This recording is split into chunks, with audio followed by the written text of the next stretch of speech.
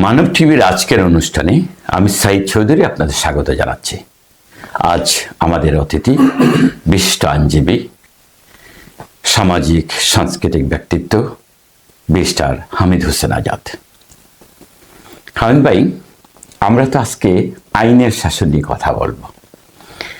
আইনের শাসনে একটা সার কথা যদি আপনি বলেন, আমরা আইনের শাসন বলতে কি বোঝাচ্ছি, আইনের শাসনে তারপরে বিভিন্ন দিকগুলো হয়তো আমরা বিশ্লেষণে যাব।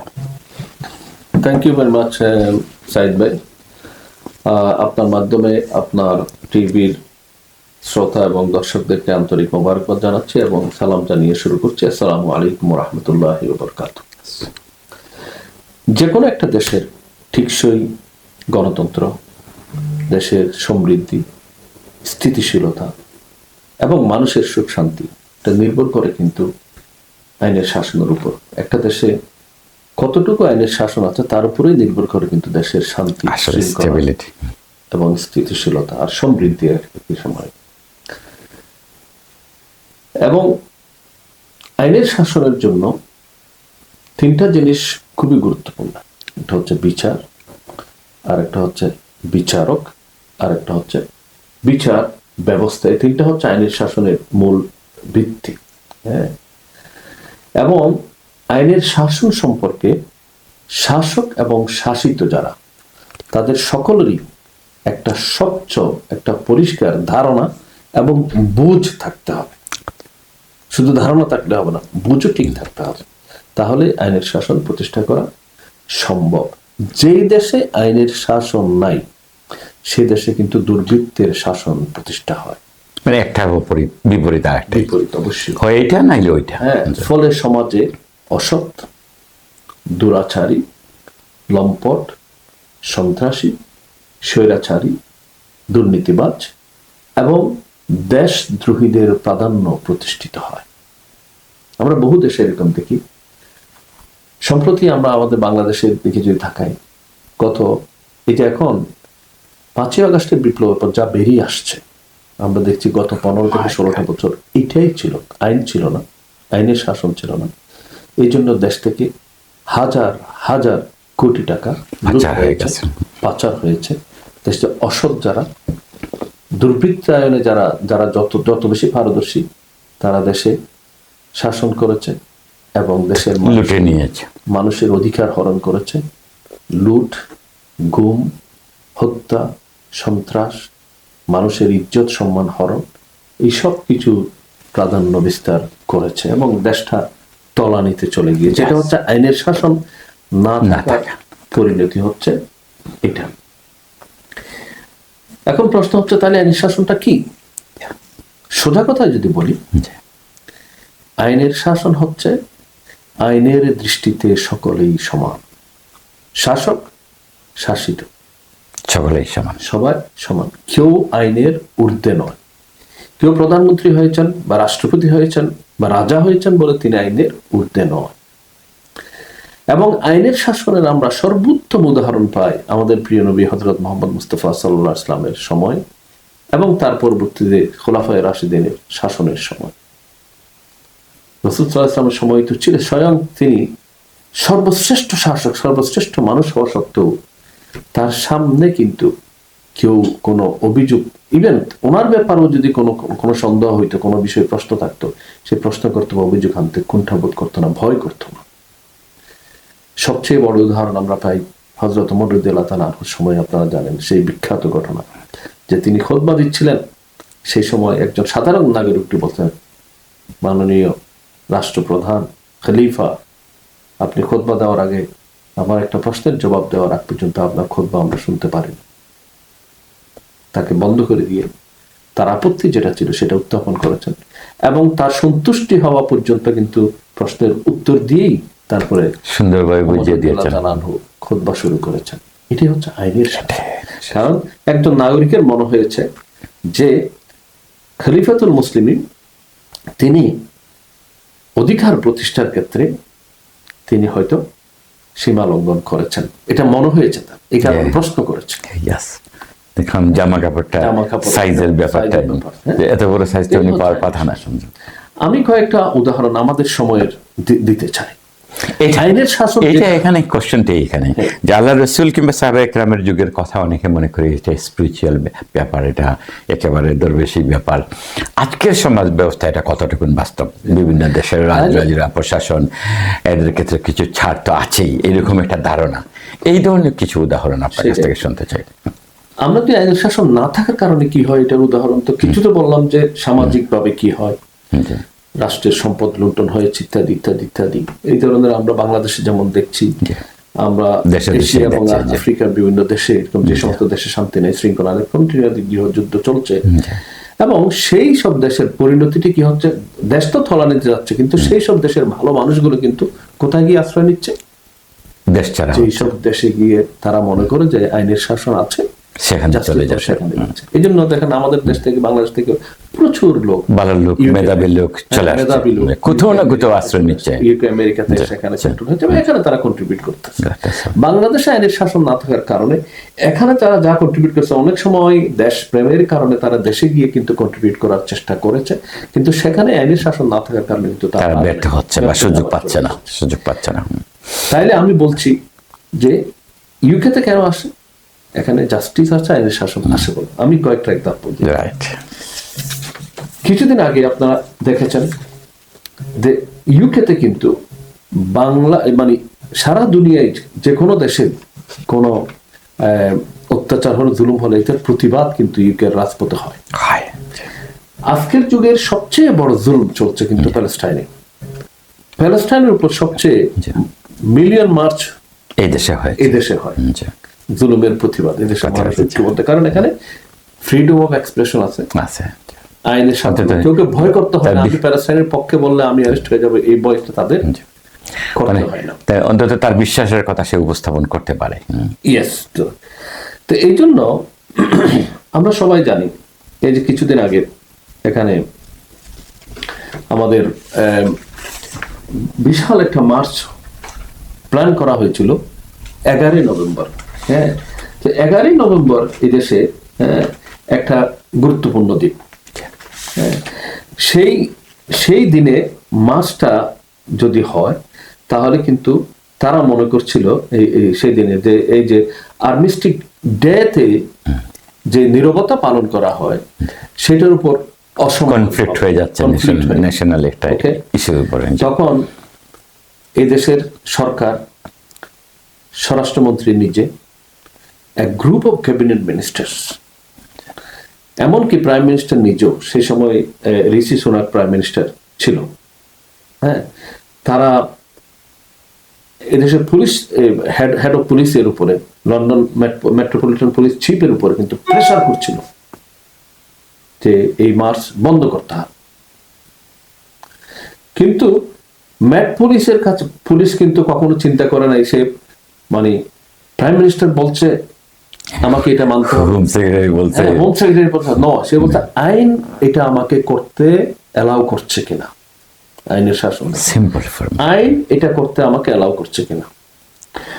তখন despite all pressure home secretary বলছে না, আইন আমাকে এই মিছিল বন্ধ করতে অ্যালাউ করে না, অতএব আমি এই মিছিল বন্ধ করতে পারবো না। সেইটার বিষয়ে আমি আপনাকে এভিডেন্স দেখাতে চাই। 7 নভেম্বর 2023, হ্যাঁ, গার্ডিয়ান নিউজ পেপারে নিউজ এসেছে। এখানে আমি শুধু কয়েকটা লাইন পড়ে শোনাচ্ছি। ম্যাট পুলিশ যখন চতুর্দিক থেকে ক্যাবিনেট মিনিস্টাররা, স্বরাষ্ট্রমন্ত্রী এবং খোদ প্রাইম মিনিস্টার প্রেসার দিচ্ছে, পার্লামেন্টে আলোচনা হয়েছে, সেখান থেকে প্রেসার আসছে, তিনি তখন বলছেন, he stressed the importance of an independent police service. আমরা বিচার ব্যবস্থা আলোচনা যখন করবো তখন সেইটার আলোচনা করবো। বলছে focused simply on the law and the facts in front of us. সে বলছে পুলিশ আমার কাছে এখানে ইন্ডিপেন্ডেন্ট পুলিশ সার্ভিসের যে পুলিশ সার্ভিসের ইন্ডিপেন্ডেন্স এটা হচ্ছে ইম্পর্টেন্ট, এবং পুলিশের কাছে যে জিনিসটা সিম্পলি ফোকাস করবে পুলিশ করতে হবে সেটা হচ্ছে যে আইন কি বলে এবং এই আইন প্রয়োগের জন্য যে ইনফরমেশনটা দরকার, এটা এই ইনফরমেশন আমাকে কি বলে। And then despite a chorus of cabinet ministers, including the Home Secretary and the Justice Secretary, insisting that the march should not go ahead. And what he said, Rauli said, the police chief said, he would not act outside the law. এটাই এটাই আইনের শাসন। তা সবাই pressure করছে, সে বলছে আমি আইনের বাহিরে যাব না। সাহসটা কি দেখেন? And who gave this এবং morality, who gave this courage to the police chief? Law. এটাকে বলা হয় আইনের শাসন। আরেকটা এক্সাম্পল আমি দিই, রিসেন্ট ঋষি সুনাক যখন প্রাইম মিনিস্টার, সম্প্রতি তিনি প্রাইম মিনিস্টার ছিলেন, তিনি একদিন মানে গাড়িতে যাচ্ছিলেন, এখন পুলিশ লক্ষ্য করলো তিনি সিট বেল্ট পরেননি, তাকে থামিয়েছেন এবং এটার জন্য পেনাল্টি দিয়েছেন। আপনি বাংলাদেশে এটা কল্পনা করতে পারেন? চিন্তাই করা যায় না, গুম হয়ে প্রধানমন্ত্রী, সিটিং প্রধানমন্ত্রী রাস্তার মাঝপথে দাঁড় করিয়ে তাকে ফাইন করে দিছে। আর প্রাইম মিনিস্টার ওইসব মানে আন্ডার ডেভেলপ কান্ট্রিতে হইলে প্রাইম মিনিস্টার যে ধরবে তার তো চাকরি থাকবে না, কিন্তু হইলে তো মানে তার দলের লোকেরা তারে কি সাহস, আমাদের দেশে কেউ একটু কিছু বললেই, আগে প্রধানমন্ত্রীর বিরুদ্ধে কিছু বললেই তো তার সবকিছু চলে যায়। এখানে প্রাইম মিনিস্টার কি বলছে? Number 10 said Mr. Sunak fully accept this was a mistake and has apologized. And that add করছে কি? He would pay the fine. স্বয়ং প্রধানমন্ত্রী বলছে যেটা আমার ভুল হয়েছে, আমি স্বীকার করলাম, আমি জরিমানা দিতে রাজি এবং আমি এর জন্য মাপ চাই এবং আমি জরিমানা পে করব। BBC report, this is called আইনের শাসন, এবং এটা বিবিসি রিপোর্ট। হ্যাঁ, এরপরে আরেকটু আগের ঘটনা দেখেন, এলেসুয়েলা ব্রেভারম্যান খুব অত্যন্ত প্রভাবশালী স্বরাষ্ট্রমন্ত্রী ছিল। হ্যাঁ, স্বরাষ্ট্রমন্ত্রী তিনি মিস্টেক করেছেন, কিন্তু এটা মিস্টেক ধরা পড়ার সাথে সাথে তিনি পদত্যাগ করেছেন, বিবিসি নিউজ। এবং সেখানে তিনি কি পদত্যাগ কি বলছেন? As soon as I realized my mistake, I rapidly reported these on official channels and informed the cabinet secretary. As home secretary, I myself, to the highest standard, and my resignation is the right thing to do. এবং এটা সামান্য একটা email, এটা personal email use করা যায়, এত সামান্য জিনিস। এর আগে কিন্তু তিনি ওই যে জোর করতেছিলেন পুলিশ চিফকে বন্ধ করার জন্য, ওইটা নিয়ে অনেকগুলো কথাবার্তা হচ্ছিল। এবং সে বলছে the business of government relies upon people accepting responsibility for their mistakes. আইনের শাসন হচ্ছে এটাই। আইন যেখানে থাকবে সেখানে মানুষ যত বড়ই হোক না কেন, ভুল করলে তার রেসপন্সিবিলিটি তারা নেবে, তার শাস্তি, তার পানিশমেন্ট হবে, আপন গতিতে চলবে। এবং একইভাবে প্রীতি প্যাটেল, সে স্বরাষ্ট্রমন্ত্রী ছিল এবং ইন্টারন্যাশনাল ইয়ে ছিল, সেক্রেটারি অফ স্টেট ছিল, আন্তর্জাতিক বিষয়ক মিনিস্টার ছিল। এবং প্রীতি প্যাটেল রিজাইন করেছে কি জন্য? প্রথমবার রিজাইন করেছে কি কারণে? কারণ উনি গভর্নমেন্ট প্রটোকল ব্রেক করে আনঅথরাইজড মিটিং করেছে ইসরায়েলের সাথে, ইসরায়েল সফরে গিয়ে আফ্রিকা। এবং in her resignation letter, Ms. Patel said her actions fell below the standards of transparency and openness that I have promoted and advocated. স্বীকার করে নিয়েছে, ভুল স্বীকার করে নিয়েছে। এবং শুধু স্বীকারই করেন নাই, আইনকে ঊর্ধ্বে রাখার জন্য, আইনের শাসনকে সুপ্রতিষ্ঠিত রাখার জন্য আইনের প্রতি শ্রদ্ধা দেখিয়ে পদত্যাগ করে চলে গিয়েছে। এরপর আরো ইন্টারেস্টিং ঘটনা আমাদের দেশে দেখা যায়, মন্ত্রী মিনিস্টার তো দূরের কথা, মন্ত্রী মিনিস্টারদের যারা আত্মীয় স্বজন তারা তাদেরকে মানে পুলিশ ধরলে জানেন আমি কে, ফোন করে। এখানে দেখেন ব্রিটেনের সবচেয়ে one of the second longest prime minister Tony Blair, and very influential prime minister ছিল। টনি ব্লেয়ারের 16 বছরের ছেলে, এটা অনেক আগের ঘটনা, 24 বছর আগের ঘটনা। টনি ব্লেয়ারের 16 বছরের ছেলে রাত্রিবেলা যে কারণে ড্রাঙ্ক হয়ে গেছিল, পুলিশের হাতে ধরা পড়েছে। পুলিশ কিন্তু প্রধানমন্ত্রীর ছেলে ছাড় দেয় নাই। ছাড় দেয়নি, তাকে পরীক্ষা নিরীক্ষা করেছে। হ্যাঁ, পরীক্ষা নিরীক্ষা করার পর দেখা গেছে যে ওকে তাকে থানায় নিয়ে গেছে। হ্যাঁ, থানায় গিয়ে, হ্যাঁ, এবং তাকে আবার ছাড় না করে তাকে রিলিজ করেছে এই শর্তে যে পরবর্তীতে এই ছেলের বাবা মা দুইজনকেই থানায় আসতে হবে গার্জিয়ান হিসাবে। কি আইন! সো এখানে লেখা আছে এই যে এটাও সেই সময়ের গার্ডিয়ানের নিউজ।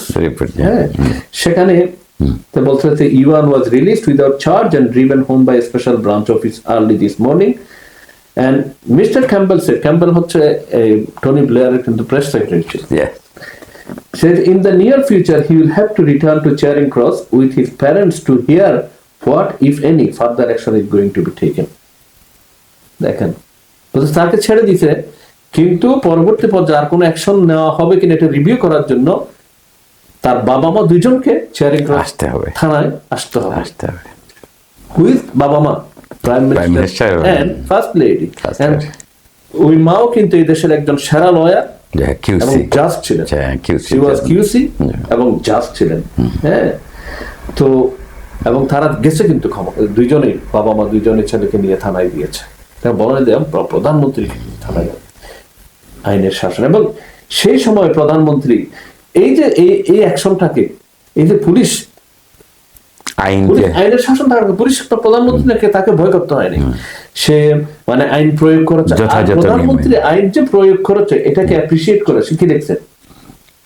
প্রধানমন্ত্রী এরপরে একটা প্রোগ্রাম মিটিং এ বক্তৃতা করতে গিয়ে বলেছেন, being a prime minister can be tough job, but I always think being a parent is probably tougher.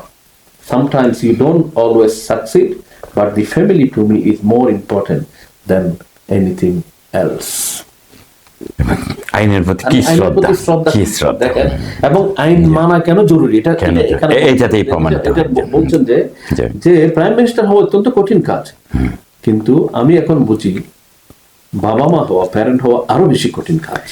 এবং বলছে যারা আইন প্রয়োগ করেছে তাদের প্রতি বৎসনা না করে বলছে যে আমি এটা আসলে ইন্ডিকেশন হচ্ছে তারা কেন থানায় গেল, তারা মনে হচ্ছে আমার কাছে আমার ফ্যামিলি কিন্তু সবকিছুর উপরে। এখন কোন মা বাবা যদি আইনের প্রতি এরকম শ্রদ্ধাশীল হয়ে ছেলে সন্তানদের প্রতি এরকম দায়িত্ব পালন করে, তাহলে সে দেশে সৎ নাগরিক হয়ে কোন দেশে মানুষ স্বাভাবিক, কারণ সাধারণ মানুষ তো এটা থেকে লেসন নিতে পারতেছে।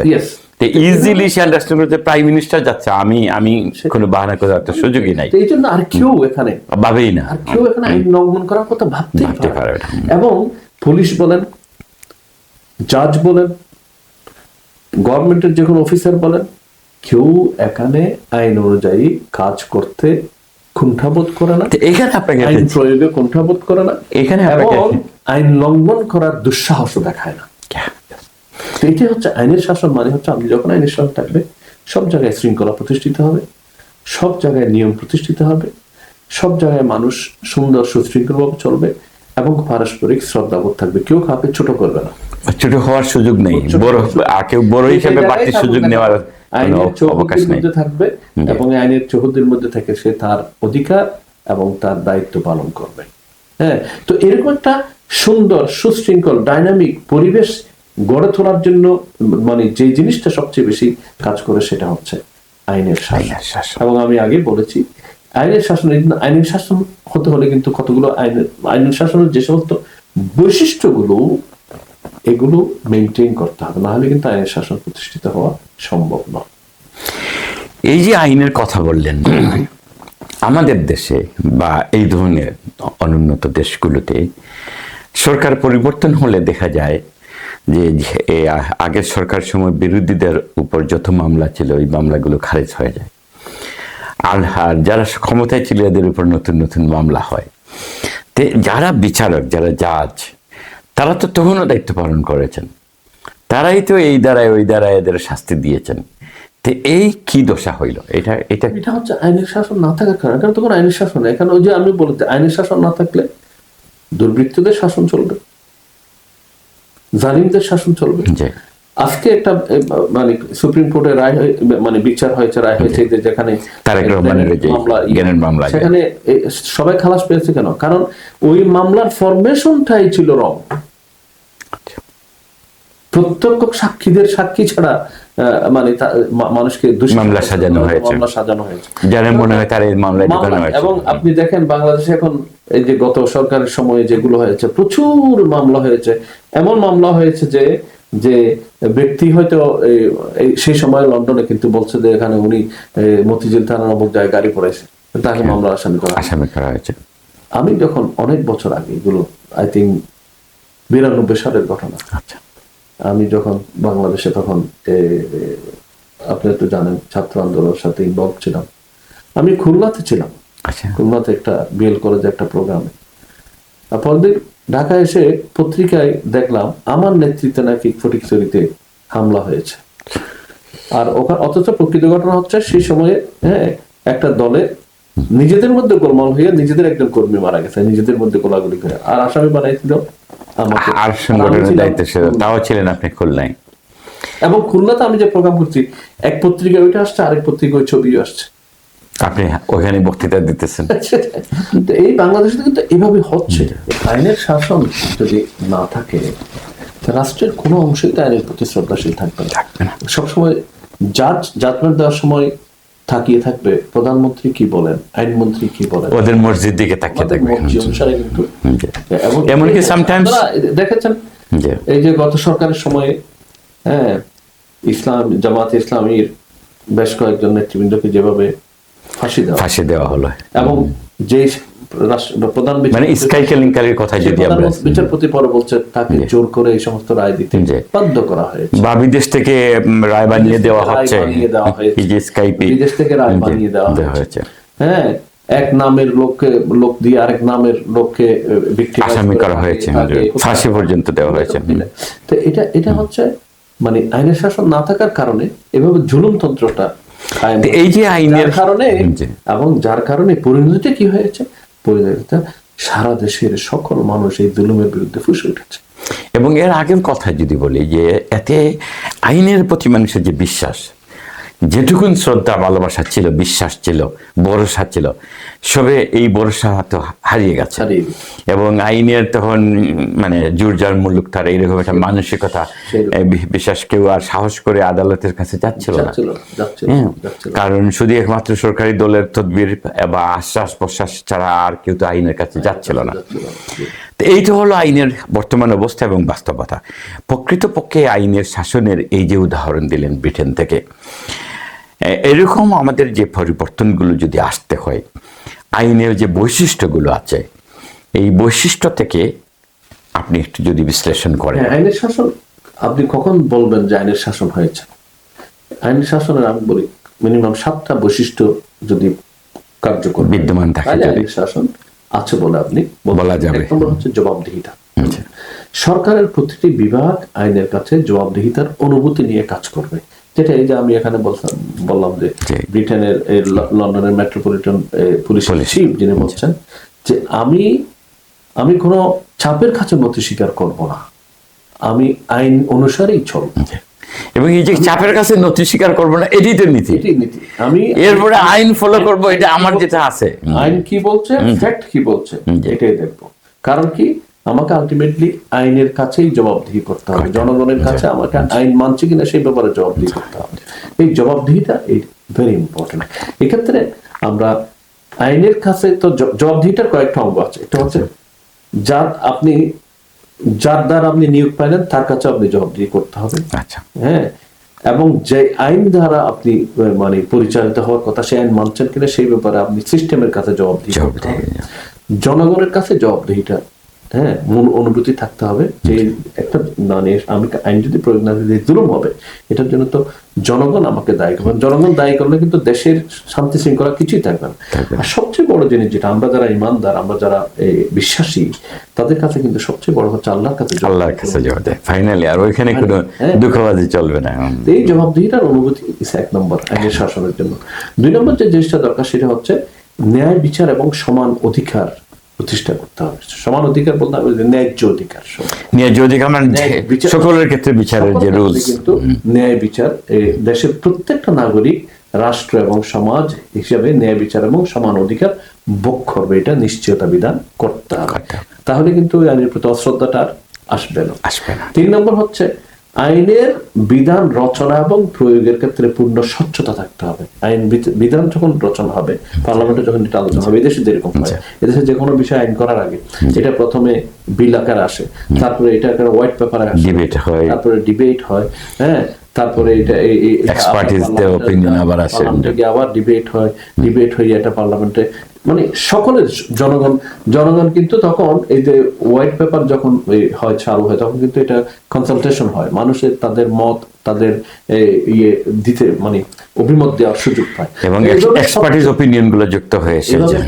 স্বচ্ছতা, আইন কিভাবে হচ্ছে এবং আইন কিভাবে প্রয়োগ হবে এই সম্পর্কে প্রত্যেকটা নাগরিক পরিষ্কার ধারণা থাকতে হবে, এবং এইসব জায়গায় তো তারা ধারণা পেয়ে যায়, পরিষ্কার হয়ে যায় কিভাবে কি। তারপরে বিচার বিভাগের পূর্ণ স্বাধীনতা থাকতে হবে, বিচার বিভাগ স্বাধীনভাবে কাজ করবে, এটা কিন্তু কোনো মানে সরকার কোনো একটা পক্ষের দ্বারা প্রভাবিত হয়ে, যারা সরকার চালায় তাদের দ্বারা প্রভাবিত হয়ে কিছু করা যাবে না, নিরপেক্ষ থাকতে হবে, স্বাধীনভাবে কাজ করা থাকতে হবে, এবং প্রত্যেক মানুষের ন্যায় বিচার পাওয়ার অধিকার থাকতে হবে, 5 নম্বর। আর 6 নম্বর হচ্ছে মানবাধিকারের নিশ্চয়তা বিধান করতে হবে, মানুষের যে মৌলিক মানবাধিকার সেটার নিশ্চয়তা বিধান আইনের মাধ্যমে করতে হবে। এবং 7 নম্বর এবং সবচেয়ে ইম্পর্টেন্ট, সংবিধান এবং মানবিক এবং নৈতিক মূল্যবোধ সংরক্ষণ করতে হবে। সকল ক্ষেত্রে কিন্তু আইন রচনা এবং আইন প্রয়োগের ক্ষেত্রে দেশের সংবিধান, মানবাধিকার এবং নৈতিক এবং মানবিক যে মূল্যবোধ গুলো মানুষের, এগুলো অক্ষুণ্ণ রাখতে হবে, শ্রদ্ধা থাকতে হবে, এবং এটা সবসময় অক্ষুণ্ণ রাখতে হবে। এই 7টা বৈশিষ্ট্য যখন মানে মেনটেন করবে বা বজায় থাকবে, তখন আমরা বলতে পারবো এদেশে আইনের শাসন আছে। এরপরে আমি যে জিনিসটা করছিলাম, আমি বলছি আইনের শাসনের মানে ভিত্তি বা স্তম্ভ হচ্ছে 3টা, একটা হচ্ছে বিচার, আর একটা হচ্ছে বিচারক, আর একটা হচ্ছে বিচার ব্যবস্থা। এই 3টা কিন্তু এই যে 7টা বৈশিষ্ট্য, এই 7টা বৈশিষ্ট্যের আওতার মধ্যে 3টা বিদ্যমান, এটা থাকতেই হবে, জি, বিচার, বিচারক, বিচার ব্যবস্থা এবং বিচার ব্যবস্থা, এই হলো আপনার 3টা মূল বিষয়। 3টাকে যদি একটা বিশ্লেষণ করেন আমাদের দর্শকদের বোঝার সুবিধার্থে। ওকে, তো বিচার জিনিসটা হচ্ছে, এটা হচ্ছে আপনার ন্যায় এবং সত্যের মাপকাঠি। মানুষ যখন কোনো একটা অভিযোগ নিয়ে কার কাছে যায়, হ্যাঁ, সে যখন মানে একটা ন্যায় বিচার পায়, তখন বলে যে আমি বিচার পেয়েছি। আর যদি জুলুমের শিকার হয়, বলতে বিচার পাইলাম না, অবিচার হয়েছে। তো এই জন্য কোনটা ন্যায়, কোনটা অন্যায়, কোনটা শাসন, কোনটা অপশাসন বা জুলুম, তা নির্ধারণের মাপকাঠিটাই হচ্ছে আসলে বিচার। কেমন? এবং এই বিচার অনেক সময় ইনসাফ বা ন্যায়নিষ্ঠতা হিসেবেও ন্যায়নিষ্ঠ হতে হবে। তো এই জন্য আইনের শাসনের জন্য প্রধান উপাদান হচ্ছে কিন্তু বিচার।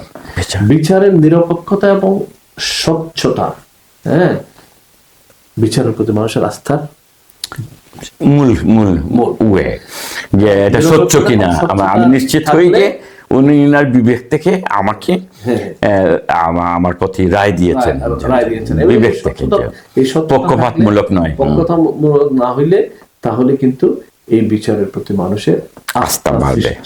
কেমন? এবং যদি অনিরপেক্ষ হয়, তাহলে কিন্তু এখান থেকে বিচার পাওয়া যাবে। কারণ সে যদি মনে করে যে আমার প্রতি ইচ্ছে করে পক্ষপাতিত্ব করেছেন, কিংবা আমার প্রতি বিরাগ ভাজন হয়ে সিদ্ধান্ত দিয়েছেন, তাহলে তো সে আর এতে বিশ্বাস রাখতে পারবে না। এবং এটা কিন্তু এই যে বিচারটা, এই ইনসাফ করা, এটা কিন্তু আল্লাহ পাক রব্বুল আলামিন সূরা হুজরাতের 9 নম্বর আয়াতে বলতে, যেমন তোমাদের মধ্যে ইনসাফের সঙ্গে ফয়সালা করো আর সুবিচার করো, আল্লাহ সুবিচারকারীদের ভালোবাসেন। তা আল্লাহ পাক নির্দেশ হচ্ছে ফয়সালা যখন করবে ইনসাফের ভিত্তিতে করবে, সুবিচার করবে, তাইলে আল্লাহর ভালোবাসা পাওয়া যাবে। অপরদিকে অন্যায় এবং অবিচার না করার জন্য আল্লাহ পাক রব্বুল আলামিন বলেছেন যে অন্যায় অবিচারটা হচ্ছে বিপর্যয়ের কারণ। হ্যাঁ, এটাও আল্লাহ পাক রব্বুল আলামিন সূরা হুদের 85 নম্বর আয়াতে খুব সুন্দর করে বলেছেন, হে আমার সম্প্রদায়, তোমরা ন্যায়সঙ্গত মাপো এবং ওজন করো, লোকদের তাদের প্রাপ্য বস্তু কম দিও না এবং জমিনে বিপর্যয় সৃষ্টি করে বেরিও না। তার মানে বিপর্যয়ের মূল কারণ হইল অবিচার। অবিচার। সেই জন্য এবং স্বয়ং আল্লাহ বলছেন বিপর্যয় মুক্ত সমাজ যদি আমরা কায়েম করতে চাই, তাহলে সেখানে বিচার প্রতিষ্ঠা করতে হবে। আচ্ছা, এখন বিচার প্রতিষ্ঠা যদি আপনি করতে চান, ভালো বিচারক না হলে তো বিচার প্রতিষ্ঠা হবে না। বিচারক লাগবে। হচ্ছে আইনের শাসনের দ্বিতীয় এই জন্য গুরুত্বপূর্ণ অবদান। আদালতের বিচারক যদি ন্যায়নিষ্ঠ হয়, সৎ হয়, যোগ্য হয়, প্রত্যেকটা কথা কিন্তু ইম্পর্টেন্ট। হ্যাঁ, যোগ্য হতে হবে, ন্যায়নিষ্ঠ হতে হবে, সৎ হতে হবে, প্রজ্ঞাবান হতে হবে, মুত্তাকি হতে হবে, হ্যাঁ, ক্ষুধাভীরু হতে হবে, এবং মানবিক মূল্যবোধে উজ্জীবিত হতে হবে। এগুলো যদি তার মধ্যে থাকে, তাহলে তার কাছ থেকে ন্যায় বিচার আশা করা যায়। এই জন্য আমি বিচারক নিয়োগ করার সময় আমি এই জন্য বলি, কয়েকটা বিষয় অবশ্যই দেখতে হবে তাদের। এক নম্বর হচ্ছে তার সততা কতপূর্ণ পর্যায়ে আছে। লোকটা বিচারক নিয়োগ করার সময় কিন্তু এগুলো বিচার করতে হবে, আগে দেখে নিতে হবে যে তার ব্যাকগ্রাউন্ড কি, তার মাঝে সততা আছে, তাকে কিন্তু সততার পরীক্ষায় উত্তীর্ণ হতে হবে। দুই নম্বর হচ্ছে বিচারক সুলভ মনোবিজ্ঞ হতে হবে। হ্যাঁ, তিনি যখন বিচারক হবেন, তাকে কিন্তু তার রায়ের উপর যে অনেকের জীবন মৃত্যু নির্ভর করছে, তার রায়ের উপর কিন্তু অনেকের অধিকার পাওয়া না পাওয়া নির্ভর করছে, এই মনোভঙ্গিটা তার মধ্যে থাকতে হবে। এবং এই মনোভঙ্গি আছে কিনা এটা কিন্তু নিয়োগের সময় চেক করতে হবে, তাহলে নারী সে পক্ষপাত হবে। দুই নম্বর হচ্ছে তার বুদ্ধিমত্তা আছে কিনা। বিচারক হইতে হলে তীক্ষ্ণ বুদ্ধির অধিকারী হতে হবে। মানুষের ভুল সিদ্ধান্ত মানে কথার ধরন দেখে বুঝতে হবে সে হক কথা বলছে না বেহক কথা বলছে। হ্যাঁ, এবং পরিস্থিতি অথবা ঘটনার ডেপথটা তাদেরকে বুঝতে হবে, এই জন্য তার বুদ্ধিমত্তা থাকতে হবে। 5 নম্বর যে জিনিসটা সেটা হচ্ছে আইনের সাম্য জ্ঞান এবং প্রজ্ঞা থাকতে হবে। এখন আপনি প্রশ্ন করতে পারেন যে বিচারক হওয়ার আগে আইনের সাম্য জ্ঞান থাকবে কেন? না, মিনিমাম বেসিক নলেজ না থাকলে তো সে বিচারক করলে তো গন্ডগোল হয়ে যাবে। উইজডম থাকতে হবে। আর 2 নম্বর যে জিনিসটা সেটা হচ্ছে শুধু জ্ঞান এবং বুদ্ধিমত্তা থাকবে এটা না, সব সময়, কারণ এটা ইভলভিং, আইন চেঞ্জ হবে, পরিস্থিতি চেঞ্জ হবে, সারা দুনিয়া আইন কিভাবে চলছে জানার আগ্রহ তার থাকতে হবে, কারণ সংস্কার করার জন্য তার সেই যোগ্যতা থাকতে হবে। এরপর হচ্ছে আরেকটা মানে 7 নম্বর যে ইম্পর্টেন্ট জিনিসটা সেটা সাহস এবং বুদ্ধিমত্তা। একজন বিচারককে কিন্তু শাসকের বিরুদ্ধে রায় দিতে হইতে পারে, সাহস না থাকলে কিন্তু এটা হবে না। আবার অনেক সময় দেখা যায় যে বিশেষ করে মানে আমাদের বাংলাদেশের মতো দেশে কোন শাসকের বিপক্ষে রায় দিলে আপনাকে হিসাব করতে হবে, রায় দিলে এটার কনসিকুয়েন্স কি হবে।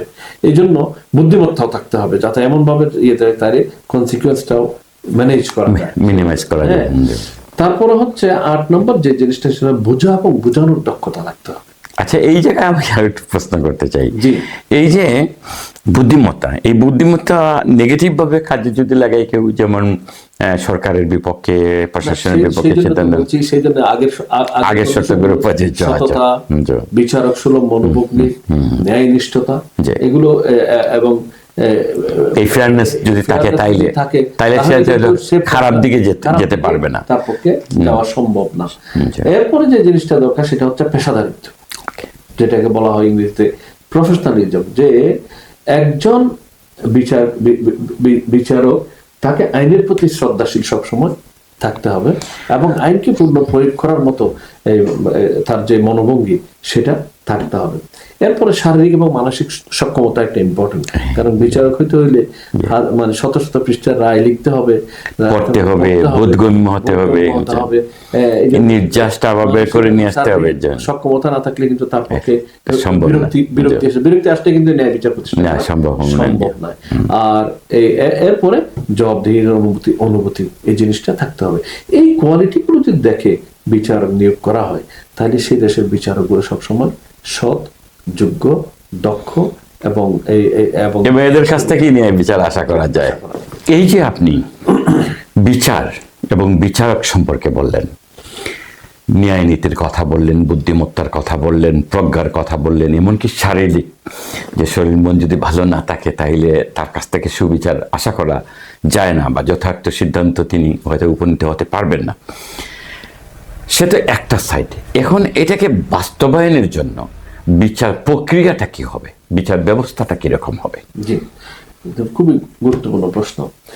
ন্যায় বিচার এবং ন্যায়পরায়ণ বিচারক, যে দুটা আমি কথা আলোচনা করলাম, কনসেপ্ট আলোচনা করলাম, এই ন্যায় বিচার এবং ন্যায়পরায়ণ বিচারক নিয়োগ এবং ব্যবস্থাপনা এটা নির্ভর করে কিন্তু বিচার ব্যবস্থার উপর। একটা দেশের বিচার ব্যবস্থা যদি সঠিক থাকে তাহলে কিন্তু তাদের মানে সেই দেশে কিন্তু ভালো বিচারক অটোমেটিক্যালি হবে এবং জাজমেন্টও ভালো আশা করা যায়। কিন্তু বিচার ব্যবস্থার মধ্যে যদি ত্রুটি থাকে, বিচার ব্যবস্থা যদি দুর্বল হয়, তাহলে সেখানে সৎ বিচারক আপনি পাবেন না, আসৎ বিচার হবে না, বিচার হবে না। তাই এই জন্য একটা সভ্য, সুশৃঙ্খল, নিরাপদ এবং গতিশীল সমাজের জন্য একটা সুন্দর, স্বচ্ছ, টেকসই বিচার ব্যবস্থা অপরিহার্য। এখন সেই বিচার ব্যবস্থা কিভাবে হবে, কোন ধরনের বিচার ব্যবস্থা সেই রকম রেজাল্ট আমাদেরকে দেবে, এটার জন্য আমি বলি একটা স্বচ্ছ এবং একটা টেকসই বিচার ব্যবস্থা কায়েম করতে হলে সেই বিচার ব্যবস্থার 7টা বৈশিষ্ট্য অবশ্যই থাকতে হবে। এর মধ্যে 1 নম্বর বৈশিষ্ট্য হচ্ছে বিচার ব্যবস্থাটা এটা স্বাধীনতা এবং নিরপেক্ষ থাকতে হবে। স্বাধীনতা এবং নিরপেক্ষতা হচ্ছে বিচার ব্যবস্থার প্রধান শর্ত। এইটা বিচার ব্যবস্থাকে তাই রাজনৈতিক বা অন্যান্য কোন প্রকারের প্রভাব থেকে মুক্ত রাখতে হবে। পলিটিক্যাল প্রভাব থেকে যেমন মুক্ত রাখতে হবে, বলতে পারে অন্য ধরনের সামরিক হইতে পারে বা মাসলম্যানদের ব্যাপার থাকতে পারে বা ফাইন্যান্সিয়াল বড় বড় কর্পোরেট বিজনেস গুলো দেখা গেল কোটি কোটি টাকা ঢালবে। সিস্টেমটা এমন ভাবে গড়ে তুলতে হবে যাতে করে বিচারকে কেউ যেন প্রভাবিত করতে না পারে। 2 নম্বর হচ্ছে স্বচ্ছতা এবং জবাবদিহিতা থাকতে হবে। বিচার ব্যবস্থা স্বচ্ছ হতে হবে যাতে জনগণ তার কার্যপ্রণালী সম্পর্কে জানতে পারে। এমন যেন না হয় যে ও বিচার কিভাবে হবে না জানলে কিন্তু আইনবিদরাও কিন্তু লোকদেরকে প্রতারিত করতে পারবে। কিন্তু এই যে দেশে, যেমন আমাদের দেশে এই বিচার একটা আইন বানানোর সময় এত আলাপ আলোচনা কেন করা হয়? মানুষকে সচেতন করার জন্য, মানুষ জানতে কি ধরনের আইন হচ্ছে। এবং শুধু তাই নয়, এদেশে আপনি দেখবেন একটা আইন বিল পাস হওয়ার পর সাথে সাথে কিন্তু এটা কার্যকর হয় না। এটা একটা সময় দেয় যে আগামী এত তারিখ থেকে এই আইন কার্যকর হচ্ছে। এর আগে কিন্তু মানে আরো নিম্ন স্তরে আলোচনা হবে, প্র্যাকটিস আসতে থাকে, তারপরে জনগণের কাছে সার্কুলার আসতে থাকে, তারপরে এটা যদি কাউন্সিলের সাথে এটা কাউন্সিল থেকে আবার চিঠি আসতে থাকে, এটা যদি মন্ত্রণালয়ের সাথে মন্ত্রণালয় থেকে চিঠি আসতে থাকে, মানুষকে তৈরি করে যে এখন এই আইন আসতে, এই পরিবর্তন আসতে, এই পরিবর্তনে এই রিজন আছে, আগে এই সিস্টেম ছিল এখন এই হবে, এটার কারণে আপনি এভাবে উপকৃত হবেন, আপনার এইভাবে সতর্ক থাকতে হবে। তো এখানে আরেকটা জিনিস ধরেন, দেখা গেল যে একজন দাগি আসামি কিন্তু ওয়েল এস্টাবলিশড, হয়তো হুন্ডি ব্যবসায়ী কিংবা কালো টাকার মালিক, তার সাথে বিচারকের কথা হচ্ছে বা বিচারকের সাথে দেখা করেছেন, তাইলে তো ন্যাচারালি অন্যরা ভীত হবে, উদ্বেগ বাড়বে যে তার কাছ থেকে ন্যায় বিচার পাবো কি করে, হ্যাঁ নিশ্চয়ই কোনো সুবিধা ভোগ করেছেন অথবা হুমকির শিকার হয়েছেন। সেটাই এই জন্য এটা বিচার ব্যবস্থার এটা হচ্ছে নিয়ম যে বিচার চলাকালে কোন আসামি বিচারকের সাথে কেন কথা বলবে, কোর্টের যা হবে কোর্টে, আদালতে হবে। এটা সিস্টেমটা যদি এরকম থাকে তাহলে এখানে মানে তখন জবাবদিহির প্রশ্ন আসবে, আপনি কেন দেখা করেছেন, বিচারকের সাথে কথা বলবে বা ঘুষ দেবে, এই চিন্তারও এমনকি হুমকি দেবে, কোনোটাই সুযোগ থাকবে না। হুমকি কখন বন্ধ হবে? তখন হুমকি করলে, এখন কোন বিচারককে হুমকি দিলে বিচারক যদি সেটা রিপোর্ট করে সাথে সাথে অ্যাকশন হবে, তখনই এইটা বন্ধ হবে। মানে এটা স্বচ্ছতা থাকতে হবে, আর সাথে সাথে সকল লেভেলের জবাবদিহিতা, যে টেলিফোন করবে তার যেমন জবাবদিহিতা, যে এরকম যে বিচারকে এটা অ্যাকসেপ্ট করবে তার জবাবদিহিতার ব্যবস্থা থাকতে হবে। এটা ইম্পর্টেন্ট। 3 নম্বর হচ্ছে আরেকটা মানে বিচারের প্রতি মানুষের আস্থা এবং বিচার আইনের শাসন কায়েম করতে হলে খুব দ্রুত বিচারের একটা প্রক্রিয়া থাকতে হবে। বাংলাদেশের মতো দেশে দেখবেন, এই দেশে একজন বলছে এখন মানে একেবারে সুপার গতিতে যদি এখন বিচার চালানো হয়, আবার একজ্যাক্ট মানে সময়টা মনে পড়তেছে না, বাংলাদেশের হাইকোর্টে যে সমস্ত আছে এগুলো করতে 38 বছর না কত বছর সময় লাগবে ক্লিয়ার করতে। তার মানে হচ্ছে সিস্টেমটা এমন যে এখানে হাজার হাজার বিচার দেখা যাবে, অবিচারই হবে, কারণ এরা তো জেল খাটতেছে, কেউ এমন ভাবে থাকতে হবে যাতে দীর্ঘসূত্রিতা না থাকে, বিচার দ্রুত হয়। তাহলে তো ঘটনার পরপরে কিন্তু ঘটনার ক্লিয়ার থাকতেই বিচারটা হয়ে যাবে। 4 নম্বর হচ্ছে ন্যায় বিচার এবং মানবাধিকার থাকতে হবে। ন্যায় বিচার এবং মানবাধিকার এই দুইটার নিশ্চয়তা থাকতে হবে। বিচার ব্যবস্থার মধ্যে এটা থাকতে হবে, সকলের জন্য ন্যায় বিচার নিশ্চিত করতে হবে। এখানে মানে স্ট্যাটাস বেদে, তারপরে ছোট ছোট জাতি গোষ্ঠী কিংবা সাধারণ মানুষ, বংশ গোত্র, এগুলোর আলোকে কোনো আইনের ভিত্তিতে আইনের সিদ্ধান্ত দিতে হবে। বিচার ব্যবস্থাটা এরকম হবে যেখানে কোনো বৈষম্য থাকবে না এবং মানবাধিকার লঙ্ঘন হবে না। 5 নম্বর যে জিনিসটা সেটা হচ্ছে অর্থনৈতিক সহযোগিতা এবং অ্যাক্সেসিবিলিটি। বাংলাদেশের মতো দেশে যেটা হয়, অনেক মানুষের কিন্তু মামলা, মানুষ ভয় পেয়ে যায়, কারণ হচ্ছে একটা মামলা শুরু হওয়া মানে হচ্ছে তার ঘর বাড়ি জায়গা জমি সব বিক্রি করে দিতে, লাইফ একবারে হেল্প হয়ে। এই দেশে যেমন লিগ্যাল এইড আছে, এইরকম একটা সিস্টেম থাকা দরকার। যারা ন্যায় বিচার নিশ্চয়তা করতে হবে, ন্যায় বিচার পাইতেই হবে। একটা মানুষ ন্যায় বিচার পাওয়ার জন্য যদি তার অর্থনৈতিক সামর্থ্য না থাকে, তাহলে সরকারিভাবে একটা ব্যবস্থা থাকতে হবে যাতে করে তারা ন্যায় বিচার পাওয়ার ক্ষেত্রে সরকারি সহযোগিতা পায়। এই ধরনের একটা অ্যারেঞ্জমেন্ট বিচার ব্যবস্থার মধ্যে সেটা ব্যবস্থাপনার মধ্যে সেটা থাকতে হবে। 6 নম্বর হচ্ছে এই যে দ্রুত বিচারের জন্য করছি, এটার জন্য এটার সাথে রিলেটেড হচ্ছে এখন আধুনিক প্রযুক্তির ব্যবহার। আধুনিক প্রযুক্তির ব্যবহার যদি হয় তাহলে কিন্তু অনেক জিনিস সহজ হয়ে যাবে। আর সবচেয়ে বড় যে জিনিসটা সেটা হচ্ছে জনগণের বিচার ব্যবস্থাটা এমন হতে হবে যেটাতে জনগণের আস্থা অর্জিত হবে। হ্যাঁ, জনগণের আস্থা না থাকলে কিন্তু মানে কখনো মানুষ বিচারের প্রতি শ্রদ্ধাশীল হবে না, এবং মানুষ বিচারের প্রতি শ্রদ্ধাশীল না হলে কিন্তু বিচার ব্যবস্থার যে একটা বেনিফিট, সেই মর্যাদাটা প্রতিষ্ঠিত হবে না, বা বিশ্বাস যদি না করে তাহলে তো সেই বেনিফিটটা পাচ্ছে না, কারণ তখন তো অবিচার শুরু করে দেবে, প্রতিশোধ নিবে, এটা করবে ওইটা করবে। এই জন্য বিচার ব্যবস্থাটা এমন ভাবে সাজাতে হবে যাতে করে দেশে বিচারের প্রতি মানুষের আস্থা যেমন আসে তেমনি শ্রদ্ধাও প্রতিষ্ঠিত হয়, এবং শাসক বলেন, শাসিত বলেন, বিচারক বলেন, কেহই কিন্তু মানুষের উপর জুলুম করার স্পর্ধা দেখাবে না। হ্যাঁ, এবং কেউ ভাববে না যে আমি আইনের শাসনের ঊর্ধ্বে, এটা ভাববে না। আমি যদি অন্যায় করি, আমি যদি অবিচার করি, আমি যদি দুর্নীতি করি, আইনের কাছে ধরা খাবো, আমি দায়বদ্ধ থাকবো। তো এই ধরনের একটা যদি ভারসাম্যপূর্ণ একটা ব্যবস্থা কায়েম করা যায় তাহলেই আইনের শাসন প্রতিষ্ঠা করা সম্ভব হবে ইনশাআল্লাহ। এটা অসম্ভব কোনো ব্যাপার না, এটা আমাদেরকে মনে রাখতে হবে। পৃথিবীতে বহু দেশ, আমরা এই ব্রিটেনের কথা যদি চিন্তা করি, হ্যাঁ, একসময় এখানে কিন্তু কোনো আইন কানুন ছিল না, বহুকাল পর্যন্ত এদেশের পলিটিক্যাল লিডারশিপ এবং জনসাধারণ সম্মিলিতভাবে কাজ করেছে বলে আজকে সময়ের একটা সিস্টেমে চলে এসেছে, এবং এখন অভ্যাস হয়ে গেছে। এবং আমরা দেখতে পাচ্ছি এখন বিভিন্ন গরিব দেশগুলোতে, বিভিন্ন পশ্চাৎপদ দেশগুলোতে যেখানে আইনের শাসন নাই, সেখানে জুলুম, সেখান থেকে মানুষ আইনের জন্য, শান্তির জন্য এইসব দেশে চলে আসছে। তো আমরা আশা করি যে এখন একটা পরিবর্তন শুরু হয়েছে। তবে আমি এটা বলে থাকি, পরিবর্তন যারা এসে ছাত্র জনতা তাদেরকে মোবারকবাদ জানাই, এবং তাদেরকে এই সুযোগটাকে কাজে লাগিয়ে বাংলাদেশে আইনের শাসন যেন প্রতিষ্ঠিত হয়। এই ক্ষেত্রে একটা ছোট প্রশ্ন, যে অনেক অনিয়ম হয়েছে বিশেষত বিচার ব্যবস্থায়, তো এখন যারা নতুন আসছে, যারা বিচারক, তারা তো এক্সিস্টিং 1-2 হয়তো পদত্যাগ করেছেন, কয়েকজন, আর বাকি সবাই তো আছে, এরাই তো উল্টাপাল্টা রায় দিয়েছে। এটাকে ঢেলে সাজানোর জন্য আপনার কি কোনো পরামর্শ আছে? এদেরকে ঢেলে সাজানোর জন্য আসলে এটা একটা রিভিউ দরকার। আমার মনে হয় তো সরকার করছেন বা করবেন, রিভিউ করে আসলে এই যে আমি বিচারক নিয়োগের ক্ষেত্রে যে সমস্ত কন্ডিশনগুলোর কথা বলেছি, সেগুলোর আলোকে তারা রিভিউ করে দেখতে পারেন কাদেরকে আসলে সঠিকভাবে নিয়োগ দেওয়া হয়েছে। যে সমস্ত বিচারকদের নিয়োগের ক্ষেত্রে কোনো নিয়ম নীতি ফলো করা হয়নি, আমি শুনেছি, এটা অবশ্য আমি বাস্তবে আমি তো আর এটা যাচাই করার সুযোগ হয়নি, যেটা শুনেছি মিডিয়াতে যেটা এসেছে, কোনো বিচারক এমন হয়েছে যে একটা মানে কাগজের লেখা একটা ইয়ে নিয়ে, মানে সিবি অথবা সার্টিফিকেট নিয়ে কিন্তু দলীয় ভিত্তিতে তাদেরকে নিয়োগ দেওয়া হয়েছে। এটা যদি হয়ে থাকে, অত্যন্ত দুর্ভাগ্য। এই ধরনের নিয়োগ যদি হয়ে থাকে তাদের ব্যাপারে অবশ্যই ব্যবস্থা নেওয়া দরকার, এবং সেখানে সৎ এবং যোগ্য লোকদেরকে দিয়ে ওই সমস্ত প্লেসগুলোকে সাজানো দরকার, রিপ্লেস করা দরকার।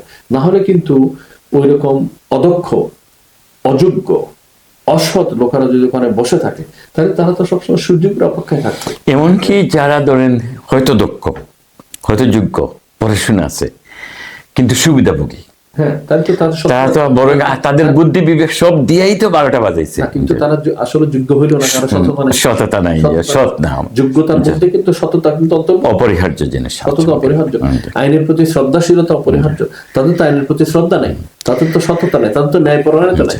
তাহলে এই ধরনের যারা, তারা আর একটা জিনিস হতে পারে, যেটা এমন হইতে পারে, সরকার এমন একটা পরিবেশ তৈরি করা দরকার যাতে করে সবার কাছে এই মেসেজটা পরিষ্কার হবে যে অতীতে যা করেছেন, এখন থেকে কিন্তু আইন বিরোধী কিছু করলে যথাযথ ব্যবস্থা নেওয়া হবে।